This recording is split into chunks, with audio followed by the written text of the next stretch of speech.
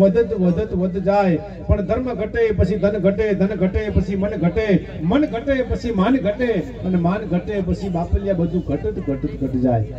એટલે બાળકોને આ ટેવ પાડજો, બહુ સારી છે. અને વ્યસન કરતા હોય તો મૂકી દેજો. વ્યસન અને ફેશન, હા, પાછળ થોડુંક ધ્યાન રાખજો. બહેનોની સંખ્યા વધારે છે. જો લગભગ 90% બહેનો જ છે અહીંયા. અને બહેનોને એક ટેવ હોય, જોજો કેવું છે પાછળ છે ભાઈ ભાઈ. અને ભાઈઓ નકર પાછળ જ હોય છે કાયમથી. જોજો આપણે સીતારામ, સીતા પેલા આવે ને, રામ પછી આવે, પાછળ જ હોય. સ્ત્રી શક્તિ કાયમ આગળ હોય. સીતારામ, સીતાજી આગળ, રામ ભગવાન પાછળ. રાધે કૃષ્ણ, રાધાજી આગળ, કૃષ્ણ પાછળ. લક્ષ્મી નારાયણ, લક્ષ્મી આગળ, નારાયણ બધા પાછળ ભડકે તાપે. હા, એથી વધારે આપણા સંસારમાં મા બાપ કહેવાય. મા અને બાપ, મા આગળ હોય, બાપા ચલમ ને બીડી હંગાઈને પાછળ બેઠા હોય. બાપા પાછળ.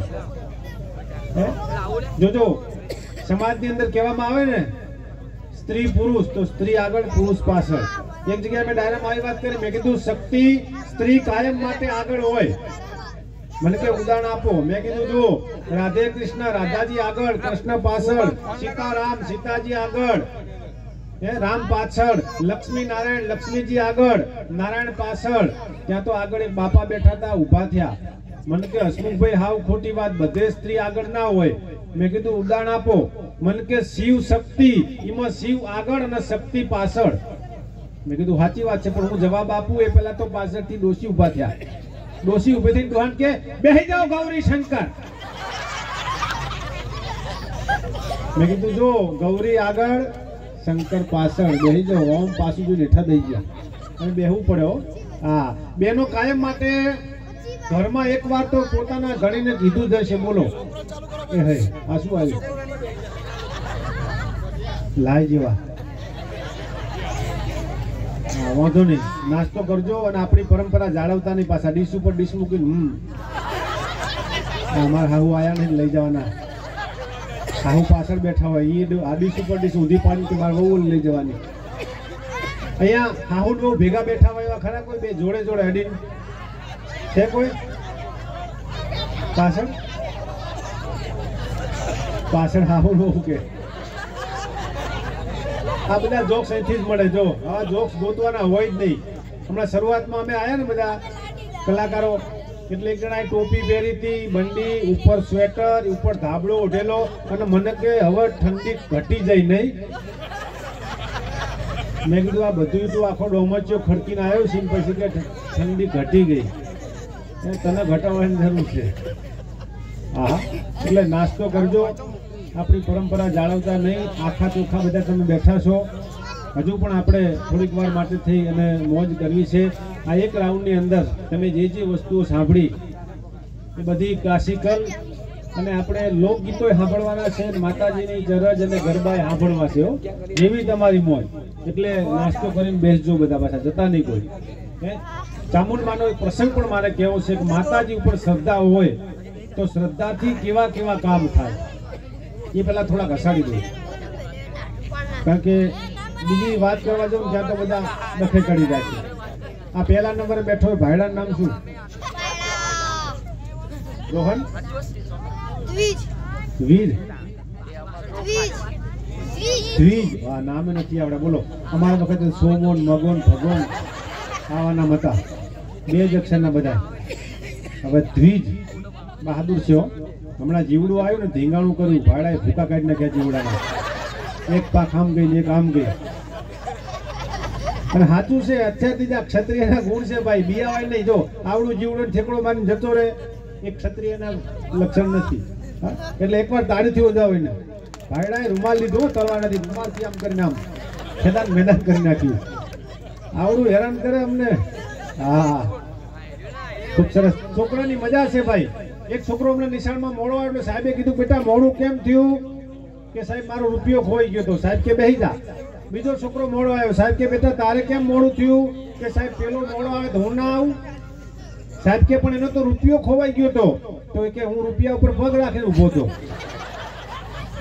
હા પેલો જવ જાય તો રૂપિયો લઈને આવું કે હા ભૂક્કા કાઢી દેવો હા 8મા ધોરણની છોકરી દોડતી દોડતી ઓફિસમાં ગઈ કે સાહેબ સાહેબ આખો ક્લાસ મને ફઈ કઈને ખીજવાડે સાહેબનું મગજ ગયું કે આ દીકરીને ફઈ કહેવાય હાલ કે ક્લાસમાં સાહેબ ક્લાસમાં જઈને કે જેટલા જેટલા આ દીકરીને ફઈ કહેતા હોય એ બધા ઊભા થાય આખો ક્લાસ ઊભો થઈ ગયો એક જ આવો દ્વિજ જેવો બેઠો તો શાંતિથી સાહેબ કે વાહ દ્વિજ વાહ તું એક જ ડાયો છી કે આ દીકરીને ફઈ નહીં કહેતો દ્વિજ કે સાહેબ કેવી રીતે કહું બધા મને ફુવા કહે છે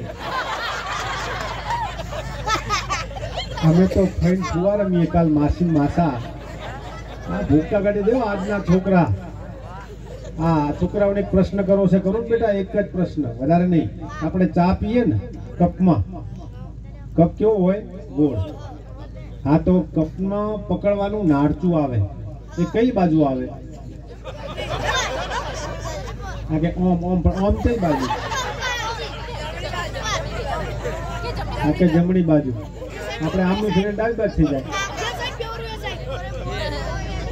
જે સાહેબ ફેરવે સાહેબ હા હાચું કહી દઉં કપનું નાળચું કપની બહાર આવે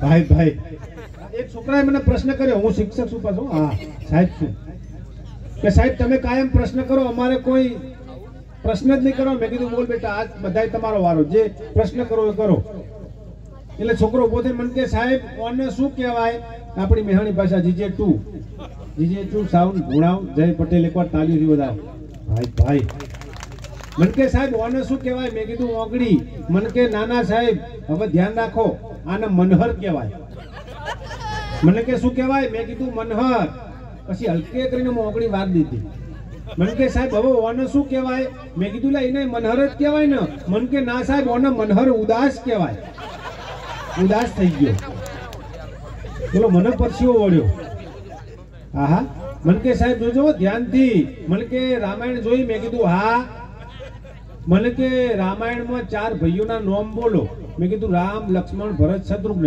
મને કે હવે મારી બાજુ જુઓ મને કે જો આ 4 ઓગળ્યું છે એમાં આ રામ આ લક્ષ્મણ આ ભરત તો આને શું કહેવાય મેં કીધું શત્રુઘ્ન મને કે હાવ ખોટું હમણાં તમને કીધું નહીં મનહર ઉદાસ